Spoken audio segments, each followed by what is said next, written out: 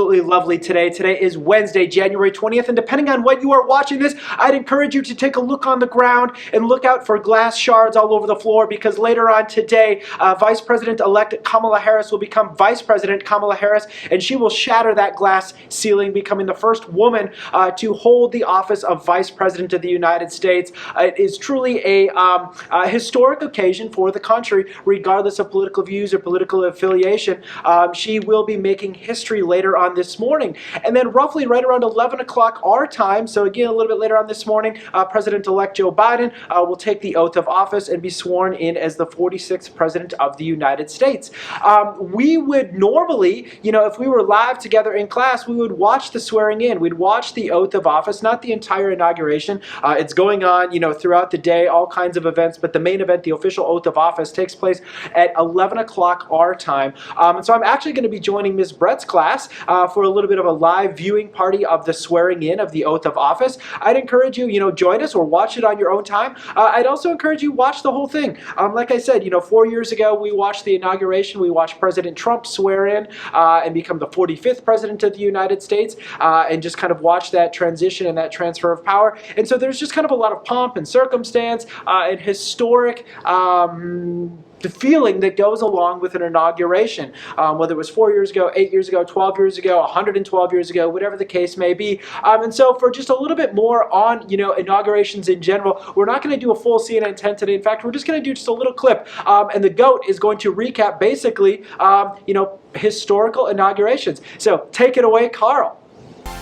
No, this is not Carnival Day in Pumpkin Center. It is the day of days in Washington, D.C. The presidential oath of office. Here comes the inaugural parade. Are you prepared to take the oath of office as President of the United States? I am, sir.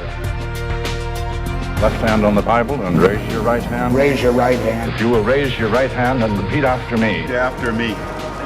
I, William Jefferson Clinton, do solemnly swear. I, Jimmy Carter. I, Barack Hussein Obama. I, George Walker Bush, do solemnly swear.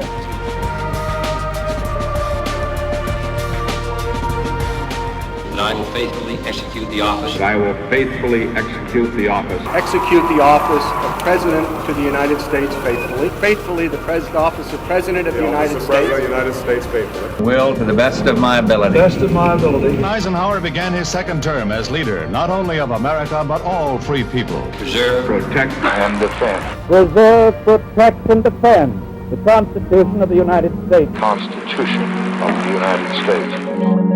Vice President Lyndon B. Johnson and the grief-stricken widow with them takes the presidential oath aboard the jet, which brings him, together with the body of the late president, back to Washington. The flag flies at half-staff.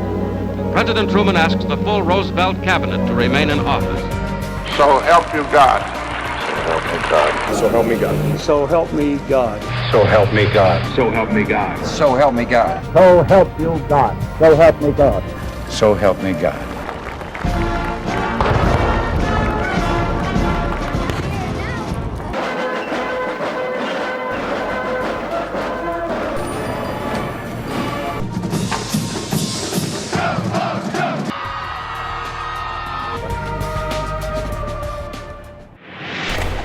And that's what's happening in Washington, D.C. today, as the term of the 45th U.S. president ends and the term of the 46th leader begins.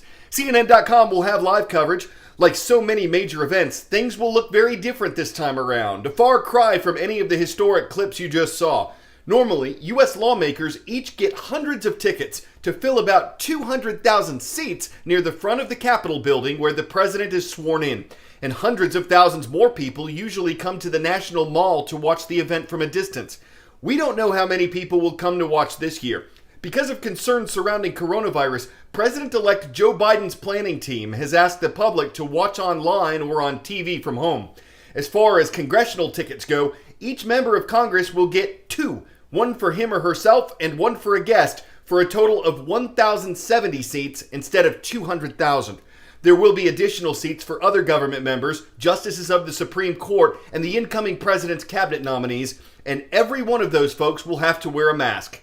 The 45th U.S. President, Donald Trump, will not be there. Several U.S. leaders are known to have avoided their successors' inaugurations for political reasons. President Trump is the first in 150 years to do so. His last full day in office was Tuesday the 19th. The White House's official schedule said he'd be working through the day, holding calls and meetings. The 46th U.S. President, Joe Biden, spent part of the 19th attending a vigil for coronavirus victims. He said his first priority as leader will be addressing the pandemic, but he's also expected to release a major immigration proposal on his first day in office. And as President-elect Biden prepared to take the oath of that office, the U.S. Senate held hearings for his cabinet nominees, giving the advice and consent required by the Constitution. All right, welcome back. That clip there, I would like you to use that clip for part of today's journal question. What do you notice? What do you wonder about either today's inauguration or just presidential inaugurations in general? What do you notice? What do you wonder? And then speaking of today's question, today not only Inauguration Day, it is a Where in the World Wednesday.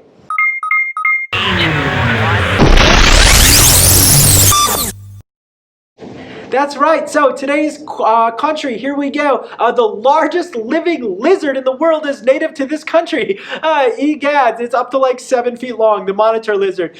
Most people in this country live in extended families, meaning not just like parents, but grandparents and perhaps great-grandparents or aunts and uncles lived with their extended families. Approximately 10% of the world's bird species are from this country. And speaking of species, more than 1,500 species of orchid can be found in the forest of this country. And then a couple of other things about this country. It is home to the world's largest golden Buddha statue, the largest crocodile farm, the largest restaurant, the longest single suspension bridge, and the world's tallest hotel. Holy cats, what country is it? Put that in for today's question of the day as well, question number 2. And then in terms of what you're going to be doing today, you're going to be finishing up Planet Money. Some of you already finished it up. You finished up chapters 4 and 5, so go down, open up assignment number 11, get that finished up. Remember, you got the little Canton walkthrough that's a link there as well. And then whether you finished it already and turned it in or not, I've got one other final task to do. There's a link. It takes you out to a Padlet. And what I want you to do when you get to that Padlet, there's a short video to watch. It's a video that you've already watched about globalization. I want you to watch it again.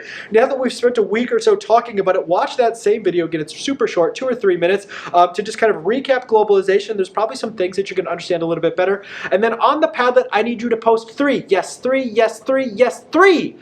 that you think everyone must know about globalization. For example, maybe one thing that people should know about globalization is jobs. And you might say globalization helps to bring jobs and improve the economy in nations around the world. And these jobs provide economic opportunity for people that work in them. For example, and you could talk about perhaps Doris, who works in Colombia, for example, or Jasmine, who works in a garment factory in Bangladesh. But you know, adding jobs, that's one thing about globalization that people should know. But I want you to come up with 3 things and post that on the Padlet, just kind of 3 key facts, important details that people should know about globalization. That's your task for today.